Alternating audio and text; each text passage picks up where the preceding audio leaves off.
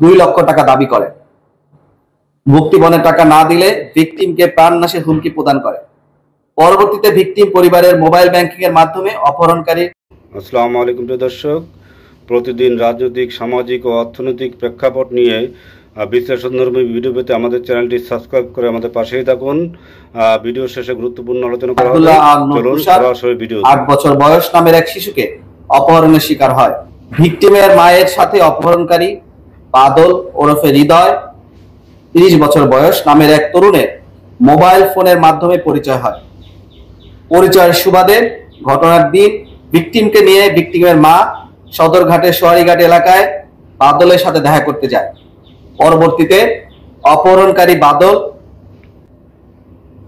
অপহৃত victim তুষারকে chips কিনে দেওয়ার নাম করে বর্ণিত স্থান হতে কৌশলে অপহরণ করে।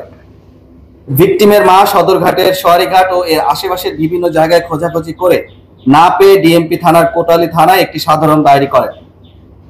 পরবর্তীতে ভিকটিমের বাবা বাদী হয়ে ডিএমপি ঢাকার কোটালী থানার নারী ও শিশু নির্যাতন দমন আইন 2000 একটি মামলা দায়ের করেন, যার মামলা নম্বর 1/194 তারিখ 2 অক্টোবর 2024।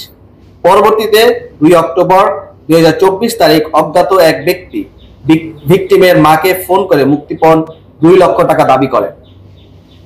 মুক্তিপণের টাকা না দিলে ভিকটিমকে প্রাণনাশের হুমকি প্রদান করে। পরবর্তীতে ভিকটিম পরিবারের মোবাইল ব্যাংকিং এর মাধ্যমে অপহরণকারী 6000 টাকা প্রদান করে। অপহরণকারী বাদল মুক্তিপণ আদায় করতে ভিকটিমকে বিভিন্ন সময় শারীরিকভাবে নির্যাতন করেছে বলে জানা যায়। অতঃপর ভিকটিমের পিতা র‍্যাব 2 এর নিকট ভিকটিম উদ্ধারের জন্য লিখিত আবেদন করে। মূলত ভিকটিম যে বাদল, তিনি তার ছদ্মনাম হৃদয় ব্যবহার করে তার সাথে একটি রং নাম্বারে ফোন দিয়ে তার সাথে মূলত সম্পর্ক তৈরি করে এবং সেই সম্পর্কের জন্য এই যে ভিকটিম তার মা তার সাথে এর পূর্বে মূলত তার সাথে তার 17ই সেপ্টেম্বর তার সাথে প্রথম তার সাথে কথা হয় এবং তিনি তার সাথে মিরপুরের একটি এলাকায় দেখা করেন, মাজার রোড সংলগ্ন এলাকায়। এর পরবর্তীতে তাদের সাথে ফোনে কথাবার্তা হতো এবং যে এই অপহরণকারী বাদল হৃদয় তাকে তিনি ধর্মবোন হিসাবে অভিহিত করেন এবং তার সাথে বিভিন্নভাবে সম্পর্ক তৈরি করেন।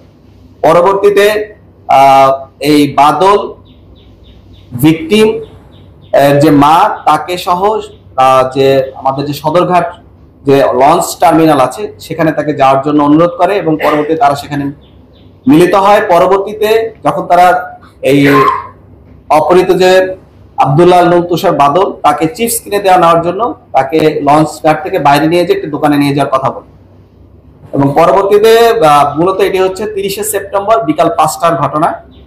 পরবর্তীতে তারা বলে যে 30 মিনিট দেরি হবে, আরো 30 মিনিট দেরি হবে, এভাবে করতে করতে প্রায় সন্ধ্যা 7টা বেজে যায়।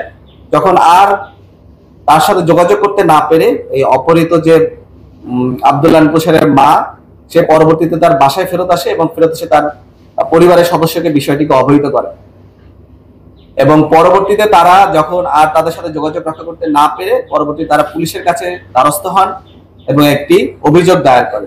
আমাকে বোন ডাকছে, বোন ডেকে বলছে আপু আমাকে একটু দেখা করো, আমি তো ওর ভাই হিসাবে আমি ওর সাথে কথা বলছি।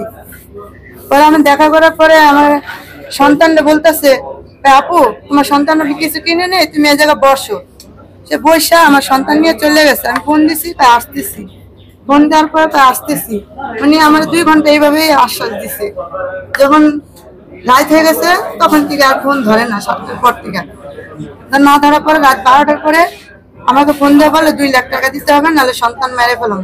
এইভাবে আমার সন্তান নিয়ে 6 দিন পর্যন্ত আমার সন্তানও রেখে দিয়েছে। পরে র্যাবের মাধ্যমে আমার সন্তানকে আমি উদ্ধার করছি, পুলিশ মিডিয়ার মাধ্যমে র্যাব আসলে বলে আমার সন্তানকে আমি উদ্ধার করতে পারছি, নাহলে আমি পারতাম না। পুলিশ আমার আশ্বাস দিয়েছিল, তারপরে যখন র্যাব যে ওখানে এই করছে তখন পুলিশ যা পৌঁছাইছে, দুজনের মাধ্যমেই আমার ছেলেকে আমি পেয়েছি। প্রিয় দর্শক, আপনাদের গুরুত্বপূর্ণ মতামত জানাতে পারেন আমাদের কমেন্ট বক্সে। প্রত্যেকে ভালো থাকবেন। আল্লাহ হাফেজ।